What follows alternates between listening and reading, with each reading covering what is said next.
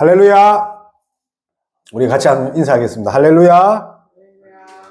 네. 자, 반갑습니다. 오늘은 사도행전 2장 37절에서 47절 말씀으로 기도하는 공동체라는 제목으로 하나님 말씀 나눌 때 하나님 뜻을 깨닫고 그 뜻대로 살아가는 저와 여러분 다 되었으면 좋겠습니다.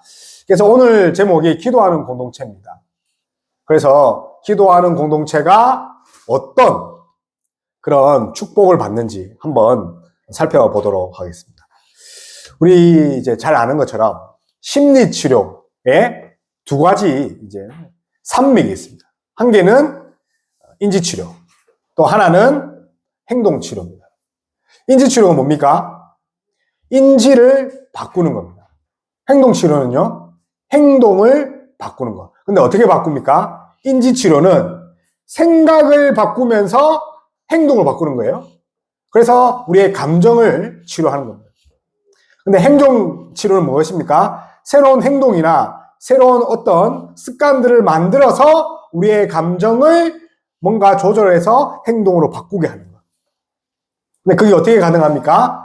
상호 억제라는 원리에 의해서 인지치료, 행동치료가 일어납니다. 상호 억제 무엇입니까? 두 가지가 함께 공존하기 위해서는 어느 한쪽으로 기울어지는 형태입니다.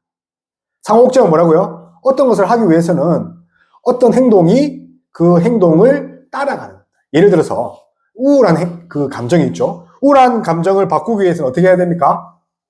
행동을 막 이렇게 해야 되는 거죠. 가서 몸을 움직이고. 그럼 어떻게 됩니까? 우울한 감정이 그 행동에 맞추게 됩니다. 여러분 이제 시험 기간인데 공부하기 싫잖아요. 게으른 마음 어떻게 이렇게 고칠 수 있습니까? 변화할 수 있습니까? 몸을 열심히 움직여야 되죠. 일어나서 책상에 앉고 일어나서 움직이면서 책을 펴야 됩니다. 그러다 보면 공부하기 싫은 그런 게으름이 공부하는 행동으로 변화합니다. 이것이 상호 억제입니다. 그런데 오늘 엄청난 변화, 엄청난 감정의 변화뿐만 아니라 행동의 변화는 이런 심리적인 것 때문에 일어나지 않습니다. 기도하는 공동체는 기도함으로 말미암아 그 행동과 감정이 바뀌게 되어 있다고 오늘 사도행전 2장에 말합니다. 그래서 우리가 1장부터 계속 성령께서 오셔서 무엇을 시켰습니까? 기도입니다. 그래서 성령의 중요한 사역 중에 하나가 우리를 기도하게 합니다. 근데 기도함으로 말미암아 오늘 어떤 일이 있냐면 두 가지입니다. 회개의 마음을 가집니다. 두 번째로 그 성령께서 오셔서 회개할 뿐만 아니라 사람을 섬기게 합니다.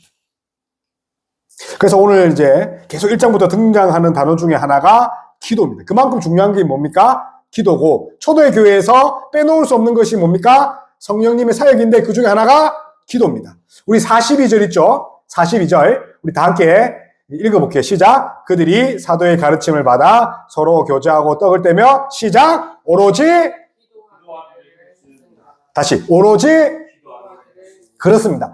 기도하는 공동체의 두 가지 특징 오늘 함께 나눌 때 하나님의 뜻을 깨닫고 그 뜻대로 한 주간 살아가는 저와 여러분 다 되었으면 좋겠습니다. 아멘. 그래서 기도하는 공동체는 첫 번째로 믿음의 결과인 회개가 일어납니다. 뭐라고요? 믿음의 결과인 회개가 일어납니다. 오늘 이 37절에 보입니까? 이 37절에 이런 말이 있습니다. 우리가 어찌할꼬 감정을 좀 넣어서 한번 읽어볼게요. 시작. 우리가 어찌할꼬 티스 포이에오입니다. 티스 포이에오. 티스는 의문사입니다. 왜? 누구? 무엇을? 포이에오는 행동하다. 이 합치면 티스 포이에오는요. 우리가 어떻게 행동해야 할꼬. 다시 말하면 내 안에 오는 그런 깊은 회개입니다. 그런데 이제 초대교회 성도가 될 이 사람들이 내가 어찌할꼬 그렇게 만든 동기가 무엇입니까? 바로 베드로의 설교지 않습니까? 지난 시간에 우리가 베드로 설교 첫 편을 봤는데 어떤 본문이었어요? 기억납니까? 요엘 2장입니다. 오늘은요 시편 16편과 시편 110편을 베드로가 설교합니다. 그래서 31절에는요 시편 16편입니다. 그리고 34절에는요, 시편 110편인데, 그런데 이 중요한 것은요, 이 베드로, 요엘서를 이어서 한 그 베드로의 설교가 다윗의 시편인데, 놀랍게도 무엇 때문에 그들이 내가 어찌할꼬 했는 줄 아십니까? 예수님의 죽음과 부활, 예수님의 통치, 그것을 말할 때 그들이 자복하고 심령에 회개하는 마음이 들었다는 거죠. 따라서 이 마음이 고쳐지는 것, 회개하는 것은 오직 하나님 말씀 외에 없음을 기억하는 저와 여러분 다 되었으면 좋겠습니다. 그래서 말씀 읽어야 됩니다. 자, 우리 그런 의미에서 31절. 31절은 우리 다 같이 읽기 전에 제가 31절은 다윗의 몇 편을 인용했답니까? 다윗의 시편 16편입니다. 특별히 8절에서 11절 말씀입니다.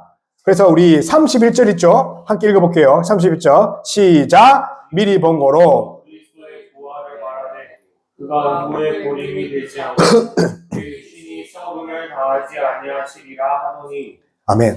저를 보십시오. 지금 다윗은요, 시편 16편을 이야기를 합니다. 그런데 이 다윗의 상황이 어떤 상황이냐면 지금 죽음이 눈앞에 올 때입니다. 거의 죽게 되었다는 거죠. 광야로 쫓겨가면서 이제 죽게 되었는데, 그런데 이제 죽었는데 그들이 이제 다윗을 이제 공격하기 위해서 그 사울의 군대가 온단 말입니다. 이제 죽고 막다른 골목이 있었단 말입니다. 그때 어떤 소망을 가집니까?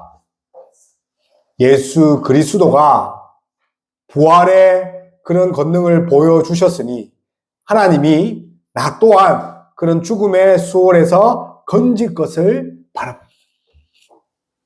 다윗은 그 어려운 상황에서 예수 그리스도를 바라봅니다.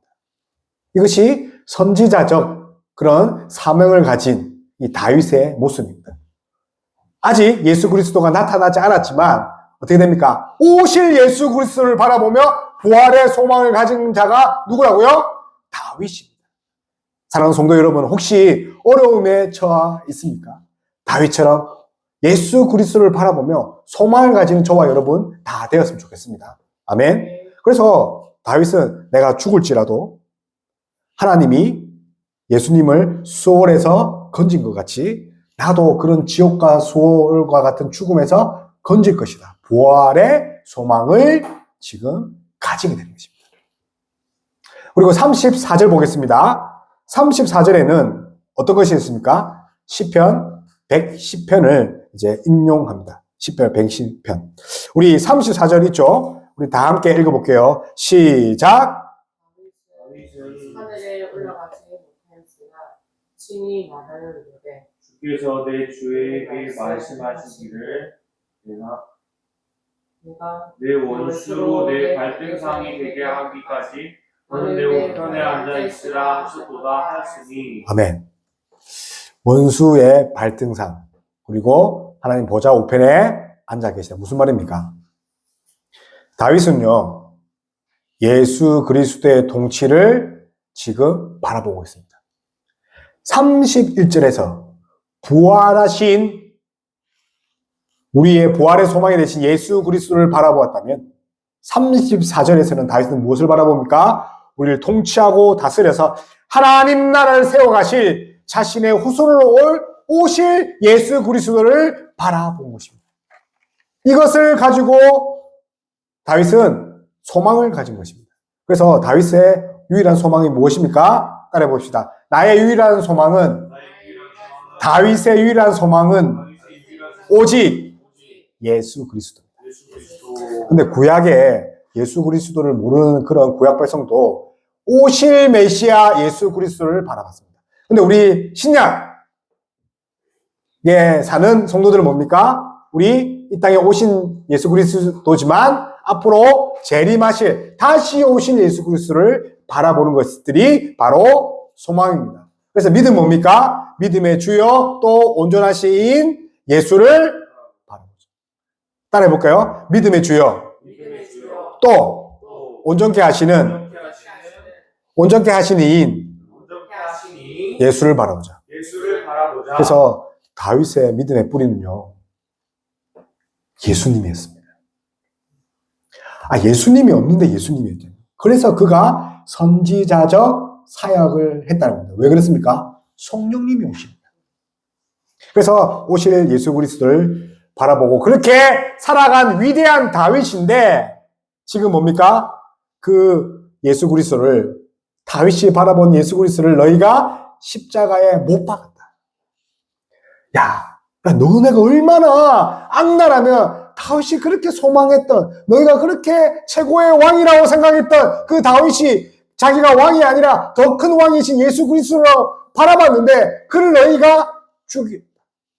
그뿐만 아니라 그 죽인 예수님이 너희의 주와 그리스도가 되시는 분이다. 주와 그리스도. 따라해볼까요? 주와 그리스도. 주와 그리스도. 나의 예수님은, 나의 하나님은 나의 주와 그리스도이십니다. 아멘? 생각해봐요. 제가 대통령을 죽였다 해봐요. 얼마나 무섭습니까? 근데 대통령과 비교되지 않죠. 뭡니까? 주와 그리스도를 죽였다는 거죠. 그래서 이제 그들이 반응이 두 가지가 있습니다. 마음에 찔리는 거죠. 두 가지가 있는 건 뭡니까?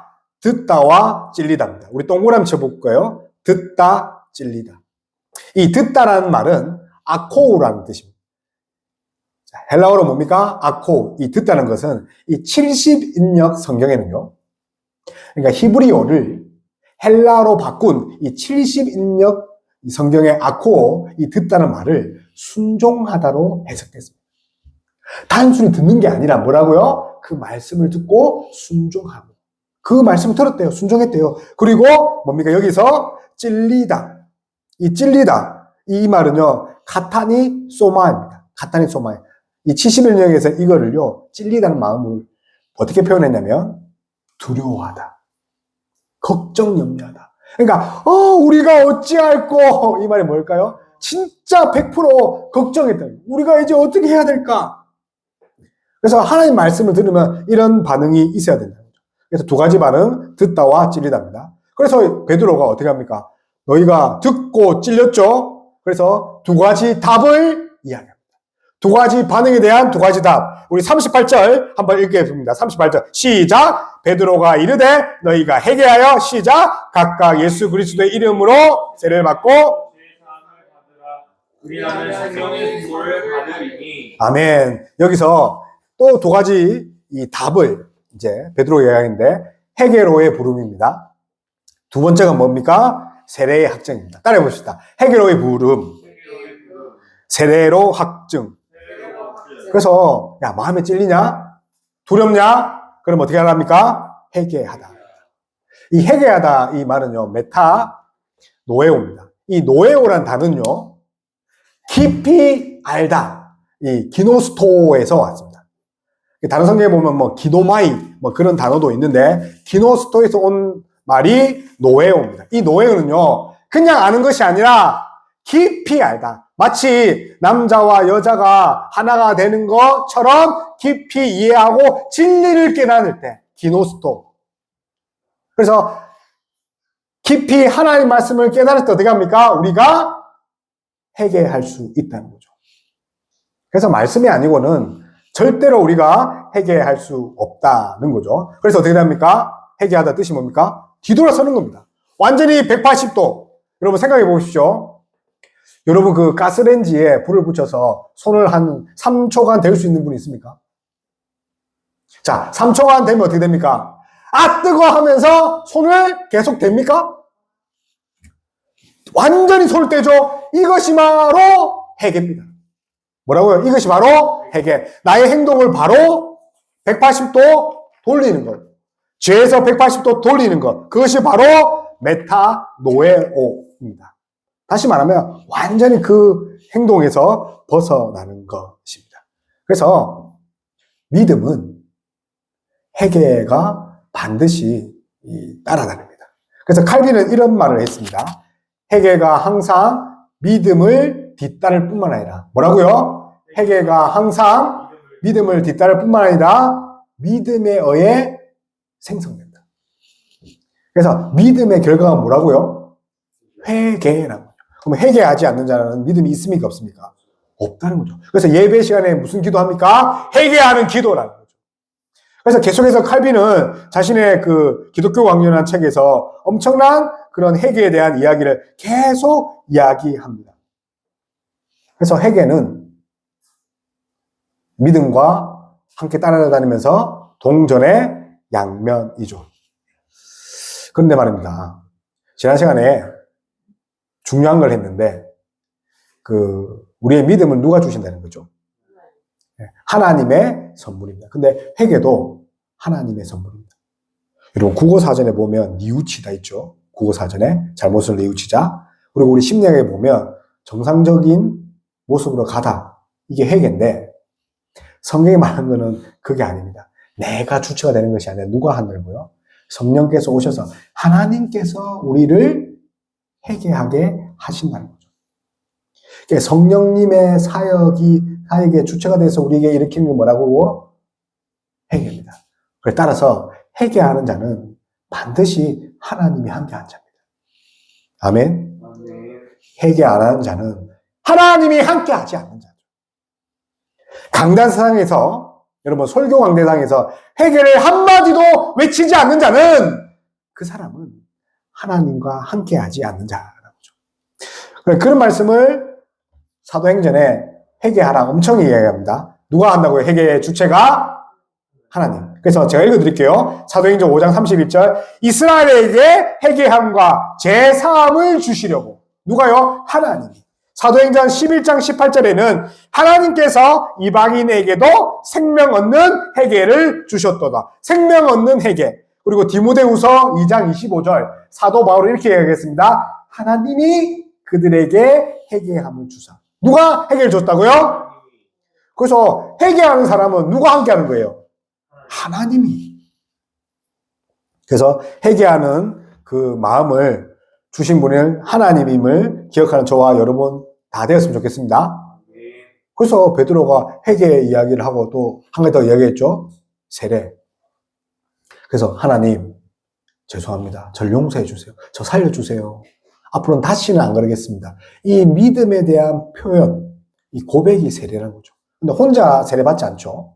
많은 그런 우리 성도들 앞에서 이제 내가 108도 바뀌었어요. 내 예전 죄를 다 하나님이 씻어주셨어요. 이제는 나는요, 예전처럼 안 살 거예요. 예전처럼 그렇게 불의하게, 거룩하지 못하게 사는 것들을 다 청산했습니다. 이제 앞으로 하나님이 예수 그리스도가 나의 주인입니다. 그 회개와 함께 그 회개의 믿음의 확증이 뭐라고요? 세례. 이제 나의 왕이 누구라고요? 예수 그리스도. 그 고백이 바로 세례라는 거죠. 그래서 죄의 결과는 하나님을 떠나는 것이지만 믿음의 결과는 다시 하나님께 돌아오는 회개임을 기억하는 저와 여러분 다 되었으면 좋겠습니다. 아멘. 죄하면요, 제일 생각나는 뭐 있어요? 아담과 하와. 아담과 하와가 죄를 짓고 선악과를 먹고 나서 제일 먼저 뭐 했게요? 뭐 했습니까? 제일 먼저 선악과를 먹고 숨었어요. 그리고 숨었죠. 그리고 자신이 옷을 벗은 것을 뭐 합니까? 부끄러워서 감췄다. 생각해 보세요. 죄 짓기 전에는요, 내 몸뚱아리가 부끄러웠을까요? 부끄럽지 않다. 왜요? 하나님이 주신 거기 때문에. 그래서 죄를 짓게 되면 하나님이 주신 게 부끄럽다니까요. 불효자는요, 우리 엄마 아빠에게 불효하는 사람은 엄마 아빠가 부끄럽다니까요. 마찬가지로 죄의 끝은 뭐라고요? 하나님이 주신 게 부끄러웠다는 거예요. 하나님 주신 것에 만족하지 않는 것, 그것이 뭐랍니까? 죄의 결과입니다. 그러나 믿음의 결과는 그거 아니고 다시 하나님께 돌아가는 거죠. 바라는 얘기는 진정으로 하나님께 돌아가는 그런 회개가 저와 여러분 다 있었으면 좋겠습니다. 아멘. 그래서 하나님이 돌아가기 위해서 우리에게 어떻게 합니까? 네, 회개하도록 마음을 부어주신다는 거죠. 근데 생각해 봅시다. 하나님이 왜 매일같이 죄를 졌는데, 아니, 회개할 수 있는 마음을 계속 주십니까? 생각해 보세요. 이쯤 한번 벌을 내리고, 아니, 이쯤 한번 포기해야 되는데, 왜 자꾸 회개의 자리로 부르십니까? 그 이유는 이 죄 용서함의 기반은 하나님의 자비함이 있습니다. 뭐라고요? 이 죄 용서함의 기반은 하나님의 자비, 하나님의 은총인데, 그 은총을 받는 수단이 회개입니다. 다시 말하면요. 우리를 벌하지 않기 위해서 우리에게 주신 은총의 수단이 뭐라고요? 회개. 따라해 봅시다. 회개는 회개는 하나님의 하나님의 사랑이다. 사랑입니다. 그래서 용서할 수 있는 기회를 주신 거죠. 그래서 칼빈도 이렇게 이야기했습니다. 하나님의 선하심과 경외하심이 제 용서의 기반입니다. 그런데 이때 필요한 수단이 바로 회개입니다. 하나님의 자비의 은총을 맛보는 그 수단이 뭐라고요? 회개입니다. 그래서 하나님의 구원은 참되고 완전하고 순전한 회복입니다. 이 회복을 위해서는 반드시 하나님께 회개하며 나가야 합니다. 그런데 이 기독교에서 말하는 또 그리스도인들의 회복은 세상에 말하는 그런 회복이 아니라 예전보다 더 나아지는 것을 회복입니다. 뭐라고요? 예전보다 더 나아지는. 우리가 질병에 걸립니다. 우리가 암에 걸리고 감기에 걸리면 예전보다 더 나아질 수 있습니까? 아니죠. 예전보다 똑같을 수 있습니까? 아닙니다. 예전보다 못한다는 거예요. 수술을 하거나 아프면 예전보다 그런 전투력이나 건강이 약해질 수밖에 없습니다. 그런데 하나님 나라에서 회개는 예전보다 더 나아지는 것, 예전보다 더 업그레이드지는 것, 그것이 회개입니다. 그래서 회개를 어떻게 해야 됩니까? 매일매일 회개해야 됩니다. 그래야지 성장한다니까요. 따라해봅시다. 회개는 성장이다. 예전보다 더 나아지는 것이다. 그래서 회개를 많이 해야 돼요? 안 해야 돼요? 회개는 매일같이 이루어져야 돼요. 왜 그래요? 회개는 이전보다 더 나아지는 것. 근데 세상에 있는 그런 진화론적 이런 구원이나 회개가 있습니다. 그거는 내가 완성해 나가는 거다. 주체가 누굽니까? 내가 완성해질 수 있습니까? 여러분, 작심삼일이지 않습니까?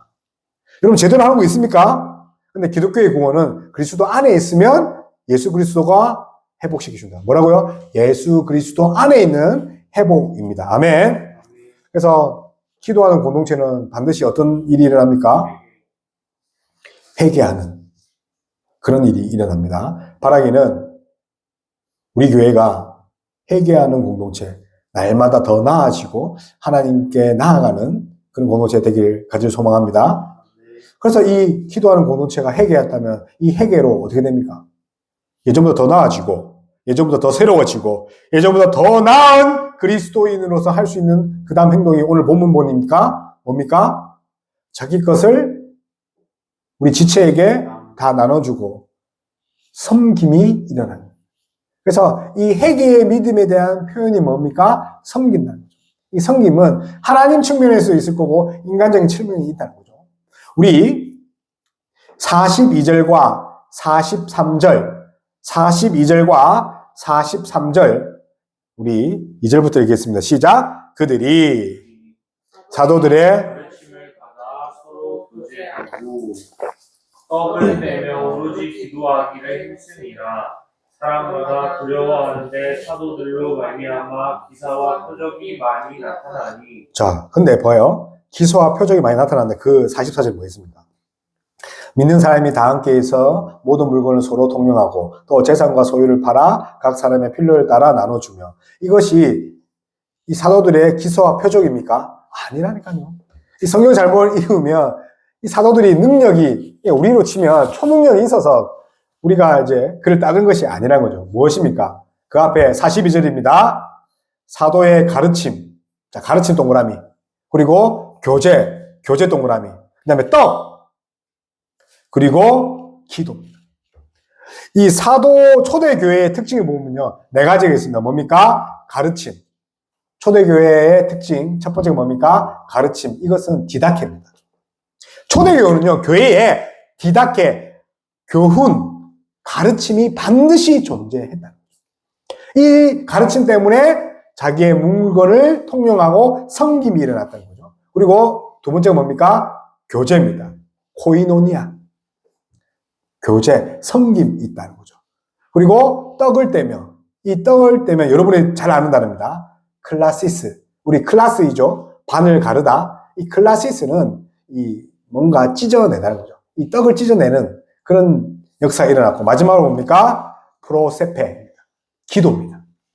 초대교회의 특징 4가지 한번 말해볼게요. 시작. 가르침, 교제, 떡을 떼고, 기도. 이 4가지가 지금 기도하는 공동체 초대교회에 일어났는데 이 4가지를 한 단어로 이야기해라 하면 바로 섬김입니다. 뭐라고요? 섬김. 그래서 가르치는 것도 섬김이고 떡을 떼고 교제하는 것도 섬김이고 기도도 섬김이라는 거죠. 이 섬김이 바로 이웃 사랑과 하나님 사랑으로 이어지는 거죠. 그래서 이제 우리 방금 제가 읽었던 우리 45절만 읽어볼게요. 45절 시작. 그 재산과 소유를 팔아 각 사람의 필요를 따라 나눴으며 이런 일이 왜 일어났다고요? 회개를 통한 믿음의 그런 표현이라는 거죠. 자, 생각해 보십시다. 그런데 지금 신약의 백성들만 이런 자기 것을 다 팔아서 줬대요. 제가 다 팔아서, 제 거 다 팔아서 여러분한테 주는 거예요. 근데 구약에도 있었단 말이에요. 구약에 보면 출애굽기, 레위기, 신명기 이런 법전서랍니다. 계약법전, 성결법전, 거룩법전, 레위기법전, 신명기법전이라 하는데 그 법전에 가장 많이 들어가는 것 중에 하나가 뭐냐면 고아와 가부와 객을 섬기는 거예요. 다시 말하면 세상에 가장 약한 자를 섬기는 것이 뭘로 제정되어 있다고요? 하나님의 법이에요. 그래서 여러분 희년 들어봤습니까? 희년 7년이 7번 되는 7, 7, 49 50년 되는 해가 희년인데 그때는요 저한테 빌린 돈 있죠? 안 갚아도 됩니다. 빚이 다 감당합니다. 그리고 제가 여러분 거 제가 돈 주고 샀죠? 그거 제가 여러분한테 다시 다 돌려줘야 돼요. 언제요? 50년째. 왜 그렇게 합니까? 약자를 보호하기 때문에. 아니, 그러면 강사님 너무 손해잖아요. 아니, 내가 이 쎄빠지 버려서 그거 다 내가 샀는데 다 돌려줘야 돼요? 예, 다 돌려줘야 돼요. 그게 하나님 나라의 법칙이거든요. 근데 그렇게 하려면 어떻게 해야 됩니까? 제정신입니까? 제정신은 절대 못합니다. 따라해 봅시다. 자기 부인. 나를 극하게 부정해야 돼요. 아, 내 것 아니에요. 내 거 아니에요. 그럼 누구 겁니까? 이것은 하나님 것입니다. 이 자기 부인이 있을 때 비로소 약자를, 우리 또 성도들을, 친구들을, 가족들을 제대로 섬길 수 있는 겁니다. 아멘. 그래서 구약만 그렇습니까? 신약에 예수님이 이 섬김에 대해서 이야기를 했습니다. 제가 읽어볼게요. 우리 한번 찾아봅시다. 우리 좀 지루한데 누가복음 22장 27절. 우리 자매들은 누가복음 22장 27절. 우리 형제들은 요한복음 13장 14절. 요한복음 13장 14절. 우리 자매들은 누가복음 22장 27절.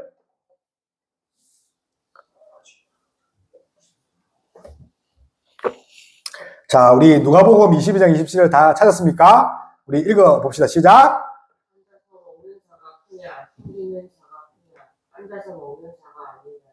그러나 나는 섬기는 자로 너희 중에 있다. 뭐라고요? 그러나 나는 섬기는 자로 너희 중에 있다. 이야기하십니다. 섬기는 자로. 자, 요한복음 13장 14절 우리 한번 읽어볼게요. 시작. 내가 주와 또는 선생이 되어 너희 발을 씻었으니. 너희도 서로 발을 씻어주는 것이 옳으니라. 그리고 한 개 더 읽을게요. 15절 시작. 내가 너희에게 행한 것 같이 너희도 행하게 하려 하여 본을 보였노라. 아멘. 저 보십시오. 예수님이 누굽니까? 하나님이죠. 하나님의 아들이고 하나님입니다. 근데 하나님이 인간이 되셨어요. 그럼 여러분 종으로 부려먹을 수 있단 말이에요. 야, 해! 근데 어떻게 합니까? 예수님은 하나님의 아들이고 그 신성을 가진 그 하나님이신데 오히려 섬기러 왔다. 그리고 지금 요한복음에서 뭐합니까? 예수님이 그 당시 중동에서는 발이 제일 더럽습니다. 발을 닦아주는 하인이 있을 정도로. 근데 예수님이 수건을 두르고 무릎을 꿇고 직접 어떻게 합니까? 제자들의 발을 씻기십니다. 이것이 바로 섬김입니다. 그래서 예수님은 이 신약에 오시면서 뭡니까? 오히려 섬기로 오셨습니다. 근데 그 섬김의 끝판이 무엇입니까? 예수 그리스도의 대속물로서의 죽음입니다. 예수님은 우리를 섬길 때 어떻게까지 섬겼어요? 죽기까지 섬겼습니다. 마태복음 20장 28절 제가 읽어드릴게요. 인자가 온 것은 섬김을 받으려 함이 아니라 도리어 섬기려 하고 자기 목숨을 많은 사람의 대속물로 주려 함이니라. 아멘. 이 섬김이란 말은 디아코네오입니다. 디아코네오. 그래서 섬기다 봉사하다인데 이 섬김의 최종 모습이 뭡니까? 대속물입니다. 예수님의 죽음. 이 대속물이 뭐냐면 이 헬라어로 디트론이랍니다. 리트론. 그래서 보석금이요. 보석금이 뭐예요? 죄를 지은 것을 돈을 내고 풀려나가는 거죠. 그래서 예수님은요, 이 레이기에 보면 그런 이제 어떤 죄를 지은 것에 대한 그 죄값으로 드려진 소와 양 같은 제물과 같았다는 거죠. 우리를 위해, 죄를 위해서 우리 예수 그리스도께서 대신 우리를 몸을 내어 주셨다는 거죠. 이것이 진정한 섬김입니다. 그래서 마틴 루터는 그의 논문 그리스도인의 자유라는 그런 책의 논문에서 이런 말을 했습니다. 전적으로 하나님의 은혜로 어렵다고 여김을 받은 신앙인의 진정한 자유는 전적으로 어렵다고 칭함을 받았다. 다시 말하면 이 루터는요, 칭의적인 개념에서, 이신칭의적 개념에서 그 신앙인은, 어렵다함을 받는 신앙인은 어떻게 해야 되냐면 이웃을 위한 봉사와 섬김의 자유를 사는 삶입니다. 하나님께 어렵다 하는 사람은 누구를 위해 사랍니까? 이웃을 위해. 그래서 내 것만 챙기고 내 것을 막 엄청나게 탐욕을 가진 거 있죠. 쉽게 말해도 내 이웃의 것을 탐내하지 말아야 되는데 그런 탐욕을 가진 자들은 뭡니까? 그리스도인 안에서 자유가 없습니다. 근데 어렵다함을 받은 우리는 어떻게 합니까? 그리스도 안에서 이웃을 섬겨야 한다는 거죠. 다시 말하면 그리스도 안에서 하나님과 예수님과 연합된다는 거예요. 이 연합되면 누구를 위해 살아갑니까? 이웃을 섬기는데 살아가는 거죠. 그런 저와 여러분 다 되었으면 좋겠습니다. 네. 그래서 우리가 오늘 주일인데 우리가 예배하러 오지 않았습니까? 그래서 우리가 통상 예배할 때 뭡니까? 우리가 하나님을 예배한다라고 하는데 우리 이거 하나 기억했으면 좋겠습니다. 예배는 우리가 하나님을 예배하는 것이 아니라 뭡니까? 하나님이 먼저 우리를 섬겨주시는 것이 예배입니다. 뭐라고요? 하나님이 우리를 먼저 섬겨주시는 것이 예배라는 거예요. 그럼 우리가 예배 드립니다. 그거는요. 하나님이 우리를 먼저 예배 드려주심의 감동에 대한 반응으로 우리가 하나님께 올려드리는 거죠. 그러니까 예배 1순위가 뭐라고요? 하나님이 우리의 눈높이에 맞추셔서 우리에게 내려오셨다는 거죠. 그래서 우리를 먼저 섬겼다는 거죠. 따라해 봅시다. 예배는 하나님이 우리를 먼저 섬기는 것이다. 하나님 우리를 섬기지 않으면 우리는 하나님 볼 수 있어요? 없어요? 없어요. 하나님 앞에 쓰면 우리는 다 죽습니다. 그러나 하나님이 먼저 우리를 섬겼길래 우리도 그 감격에 의해서 하나님을 예배할 수 있는 것입니다. 그래서 회개도 누가 우리에게 주신 겁니까? 하나님께서 우리에게 주신 것이요. 섬긴도 하나님께서 우리에게 주신 것이고 예배도 무엇입니까? 하나님께서 우리에게 주신 것이 바로 이 세 가지라는 거죠. 그래서 우리 그리스도인은 세상 밖에서 사는 사람 아닙니다. 어떤 타 종교처럼 산에서 절을 짓고 그런 사는 존재 아니에요. 세상 안에 들어와서 어떻게 합니까? 하나님의 나라 통치를 나눠주는 것. 그것이 바로 섬김임을 믿는 저와 여러분 다 되었으면 좋겠습니다. 그래서 이제 말씀 놓고 기도했으면 좋겠습니다.